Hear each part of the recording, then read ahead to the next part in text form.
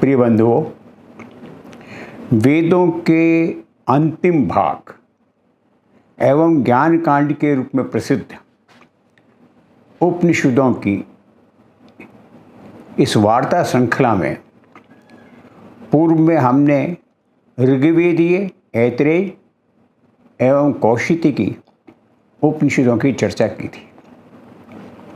आज क्रमिक रूप में प्रस्तुत है शुक्ल यजुर्वेदी ईशावास्य उपनिषद का सार संक्षिप्त परिचय, जो वस्तुतः शुक्ल यजुर्वेद संहिता का ही मूल 40वां अध्याय है। मंत्र भाग का मूल अंश होने के कारण अन्य उपनिषदों की अपेक्षा इसका अधिक महत्व है। इसी को सबसे पहला उपनिषद भी कहा जाता है तथा भगवत ब्रह्म स्वरूप ज्ञान कांड का बोधक भी कहा जाता है तथा प्रथम मंत्र में ईशावास्य वाक्य के अनुसार ईशावास्य उपनिषद नाम दिया गया है। भारतीय परंपरा में उपनिषद गणना का जो सामान्य क्रम प्रचलित है, उसमें भी अपने विशेष महत्व के कारण इसे प्रथम स्थान दिया गया है। एक और विशेषता भी है कि यह उपनिषद शुक्ल यजुर्वेद की माध्यन्दिन एवं काण दोनों शाखाओं में समान रूप से मिलती है। अधिकांश आचार्यों ने इस पर भाष्य और टीकाएं भी लिखी हैं। ईशावास्योपनिषद देखने में एक लघु उपनिषद है जिसमें कुल मिलाकर 18 मंत्र हैं और सभी के सभी मंत्र शुक्ल यजुर्वेद की मूल भाग होने के कारण छंदबद्ध भी है। उपनिषद का सर्वाधिक प्रसिद्ध और जन जन के मानस में के मन में समाया हुआ मंत्र है ईशावास्यमिदं सर्वं यत् किंच जगत्यां जगत् तेन त्यक्तेन भुंजीता मां गृध कश्य सिद्धनम्। हे प्राणियों, अखिल ब्रह्मांड में जो कुछ भी आप देख रहे हैं, जो भी आपको दृष्टिगोचर हो रहा है, चेतन या जड़ स्वरूप, वह संपूर्ण जगत ईश्वर की रचना है, उसी के द्वारा उत्पन्न किया हुआ है। ऐसा समझ लो और ऐसा समझ करके ईश्वर को निरंतर अपने साथ रखते हुए, सदा सर्वदा उसका स्मरण करते हुए ही तुम इस जगत में त्याग भावना से, स्वार्थ भावना से नहीं, त्याग भावना से केवल कर्तव्य पालन करना है। मैंने संसार में मुझे जन्म मिला है, इस दृष्टि से विषयों का यथाविधि उपभोग करो, अर्थात विश्वरूप ईश्वर की पूजा के लिए कर्मों करो। आप जो कर्म करें वो समझो कि मुझे इसलिए जन्म मिला है कि मैं तेरी पूजन करूं, तो उसकी पूजा को उसी के हिसाब से आचरण करो। सांसारिक विषयों में अपने आप को रमण मत करो, अपने आप को फैलाने की कोशिश में।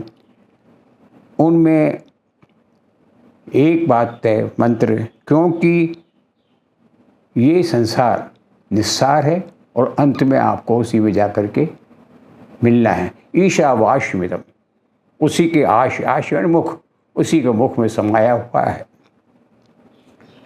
सामग्री की दृष्टि से देखा जाए तो प्रथम 3 मंत्र सूत रूप में प्रतिपादित हुए। द्वितीय मंत्र मनुष्य के आचरण को बताता हुआ कर्म निष्ठा का उपदेश देता है। मनुष्य को जगत में कर्म करते हुए 100 साल जीने की इच्छा करनी चाहिए, किंतु कृत कर्मों में किसी भी दशा में लिप्त नहीं होना चाहिए। कहा कुर्वेन्नेह कर्माणि जिजीवे सच्छत शतम शता एवं त्वयि नान्यच्चित्तो न कर्म लिप्यते। हे मनुष्य, तू उसको समर्पित करके सारे कर्म करता हुआ 100 साल जीने की इच्छा कर, सांसारिक कर्मों में लिप्त मत हो। अगर तू ऐसा करेगा तो न लिप्त होगा और तेरे को ये मुक्ति का भी मार्ग मिल जाएगा। तदनंतर विषय विवेचन की दृष्टि से आत्मज्ञान शून्य व्यक्ति की निंदा की है। जिसको आत्मबोध नहीं है वो व्यक्ति जीवन उसका निस्सार है। आत्मा की असीम सत्ता है, अनंत स्वरूपा है, सर्वव्यापकता है। इन सब विषयों का प्रतिपादन करते हुए सर्वात्म भावना रखते हुए त्यागपूर्वक जीने का मंत्र दिया गया। पुनः क्रमशः विद्या और अविद्या, संभूति क्या है, असंभूति क्या है, इनकी उपासनाओं का समुच्चय क्या है, इनको विषयों का प्रतिपादन करते हुए अमृतत्व का उपदेश दिया है। प्राय सभी आचार्यों, व्याख्याकारों, आधुनिक विद्वानों ने ईशोपनिषद की प्रतिष्ठा ज्ञान व कर्म के समन्वय के रूप में की है। आदि शंकराचार्य ने इसमें ज्ञान विद्या और कर्म निष्ठा का पृथक्करण प्रतिपादन किया। सर्वपल्ली डॉक्टर राधाकृष्णन ने के अनुसार ब्रह्म और जगत की एकता का उपदेश इस उपनिषद का मुख्य विषय है। महान चिंतक महर्षि अरविंद ने अपने मत में इसमें ज्ञान और कार्य की एकता अपितु अनेक विरोधी विचारों का समन्वय भी किया है। उपनिषद के अंतिम 4 मंत्रों में सत्य का साक्षात्कार करने की इच्छुक मरणोन्मुख व्यक्ति के लिए ज्ञान की मर्यादा बताई है। ईशोपनिषद एकत्व भाव की प्रतिष्ठा करने वाली और अनेक द्वंद्वों का समन्वय करने वाली, मनुष्य के जीवन में बड़े द्वंद्व होते हैं, ये करूं वो करूं, इन द्वंद्वों का समन्वय करने वाली ये महान उपनिषद है, जिस पर परवर्ती ऋषियों के अनेक प्रमुख सिद्धांतों की परिकल्पना अवधारणाएं आगे जाके जागृत हुई हैं। इसके प्रत्येक मंत्र से नूतन विचार प्रस्फुटित हुआ है। वेदांत दर्शन के मूलभूत सिद्धांतों का आधार यही उपनिषद है। भारतीय आत्मविद्या और हिंदू धर्म की प्रतिष्ठा के लिए उपनिषद का सर्वातिशय महत्व रहा है। यहाँ उपनिषद के अंत में कहा है,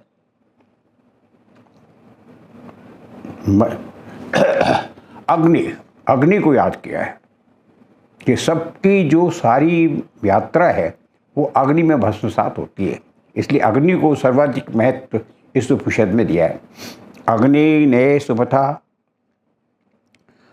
आगे आश्वान विश्वानि देव बहुतानि विद्वान यो दस्मा जुराण मेनो भूयिष्ठाम ने नवयुक्ति विधे में। इस मंत्र के द्वारा अग्नि से प्रार्थना की गई है कि वे मरणोपरांत हमें इस परम धन परमेश्वर के साथ हमारा साक्षात्कार कर दे, हमें उसमें मिला दे और उसका सामीप्य हमको ग्रहण करा दे। प्राय सभी आधुनिक चिंतकों, विद्वानों एवं महापुरुषों ने ईशोपनिषद की महत्ता का सर्वाधिक गुणगान किया है। इस संबंध में राष्ट्रपिता महात्मा गांधी के शब्दों का उल्लेख किया जाना आवश्यक है।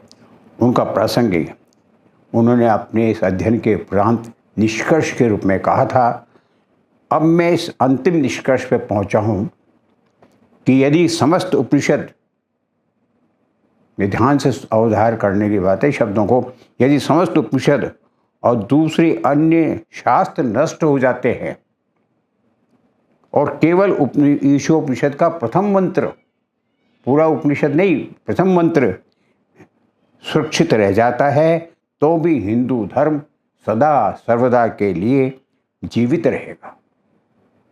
इससे बड़ी एक टिप्पणी एक राष्ट्रपिता ने की है, उससे बढ़ के और कौन कर सकता है। इस कथन के में स्पष्ट है कि ये उपनिषद न केवल वेदों का सार है, अपितु गीता का भी रूप इसमें निहित है। श्रीमद् भगवद गीता के तत्व ज्ञान एवं दर्शन के अनेक तथा ईशोपनिषद से ही ग्रहण किए गए हैं। यही कारण है कि कालांतर में सर्वाधिक भाष्य, टीकाएँ और व्याख्याएँ इस उपनिषद की आज उपलब्ध होती हैं। न केवल विषय वस्तु की दृष्टि से अपितु पद्य रचना की दृष्टि से भी ये उपनिषद विशेषता लिए हुए है और इसकी महती उपयोगिता समाज के लिए है। मंत्र केवल 18 है। 18 मंत्र बातों में गागर में सागर, संक्षेप में बहुत सब कुछ कहकर इस मूल यजुर्वेदीय उपनिषद का पाठ, इसका व्यवहार, इसका सम्मान समस्त भारतीयों को निष्ठापूर्वक करना चाहिए। ये मेरी अपनी राय है। ओम।